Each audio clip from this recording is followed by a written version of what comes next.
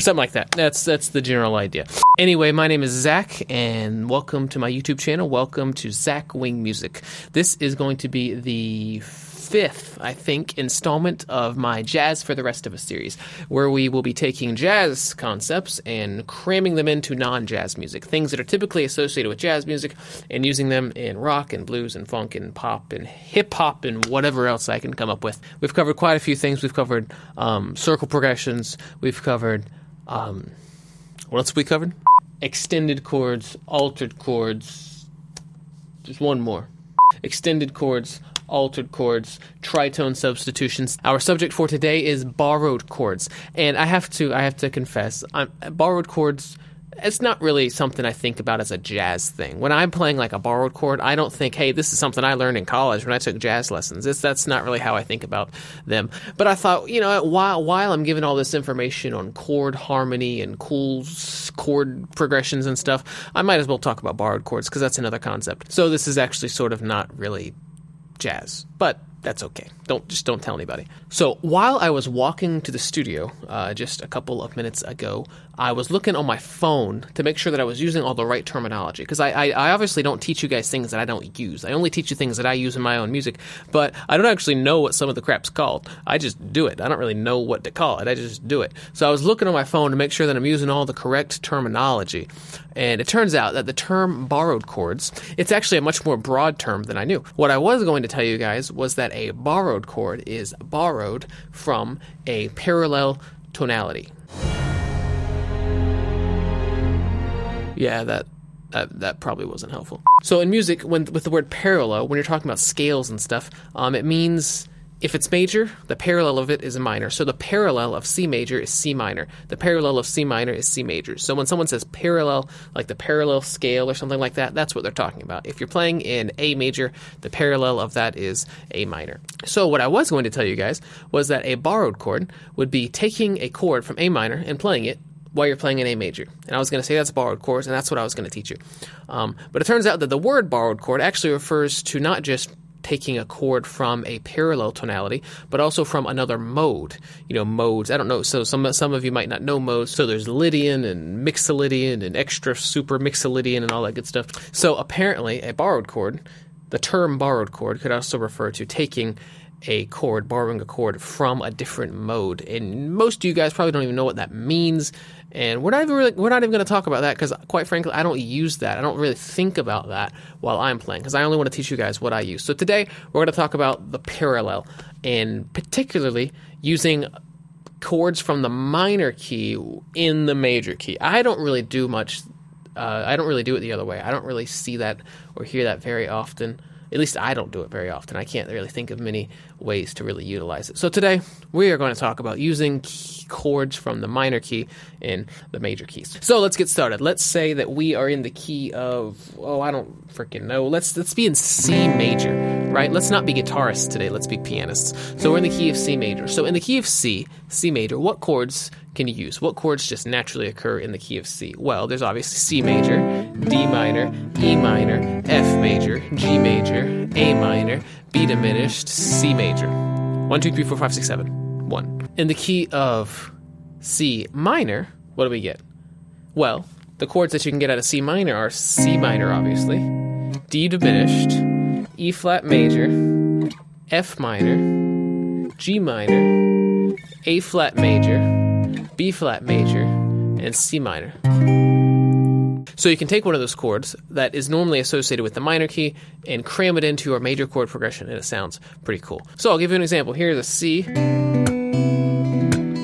flat major, D minor, G major.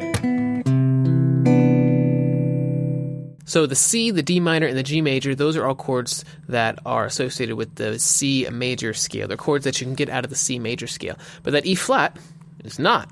That E flat you get out of the C minor scale. It would be the 3 in C minor.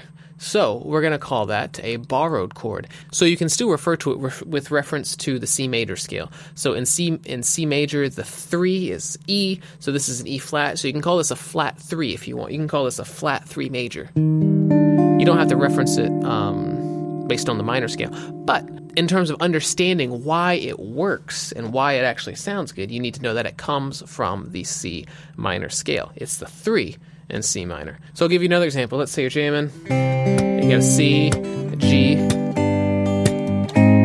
A flat, C. I actually didn't really like the way that resolved, but that's okay. So you don't see an A flat major chord in the key of C major, but you do see it in the key of C minor. It would be the 6 in the key of C minor. So when you hit this A flat, you can think about it as a flat 6, because in the key of C, A would be 6, so A flat would be flat 6. But know that it comes from the C minor scale, not the C major scale, and that's why it works. So if we're in the key of C, this E flat is used quite often, and this A flat would be used quite often. So this would be a flat 3 and a flat 6.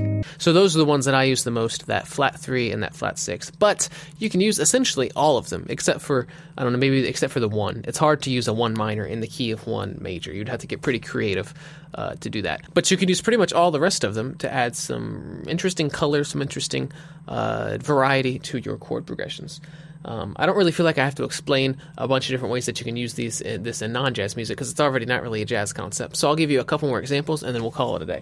So one thing that's really common is when you're in the key, and when you're in a major key, to go to the 4 and play it normally, and then play a minor 4. So you play a 4 major and then a 4 minor. That's really common. Why does that 4 minor work? Well, I guess you could argue a couple different things, but you could think about it as a borrowed chord. You could think about it as being the 4 of the minor key rather than the major key, because you know that in the minor key, the 4 is minor. So when you're playing in C, you're jamming, you got your C major, you got your 4 major, 4 minor, 1. You could use it as a transition chord. So we're in the key of C again. We're going to go to our 6, which is A minor.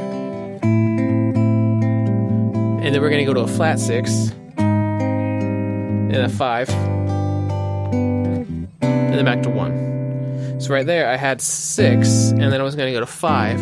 In between them, I put a flat 6, so I had some chromatic walk-down action going on. So one chord progression that I use a lot is the flat 6, flat 7, 1, with all of them being major chords.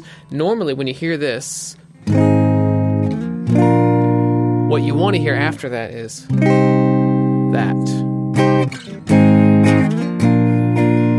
Because then it all comes from the same scale. But when you take that last chord, which is here is a minor chord, instead of playing it as a minor, you play it as a major, you get something really cool. So we got a flat 6, we got the flat 7, and then we have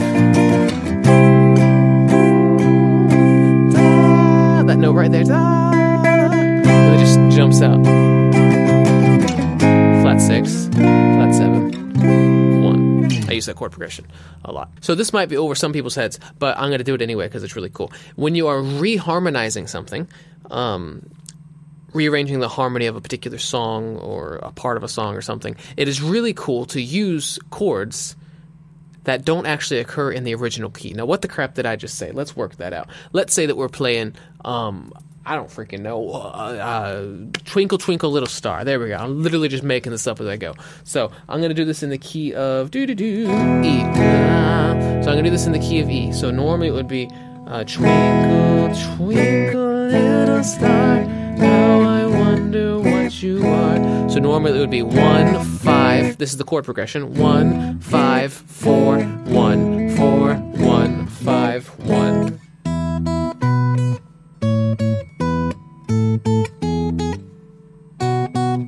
Like that. That's how you would normally play it. But what if we were to, I don't know. So let me think about this.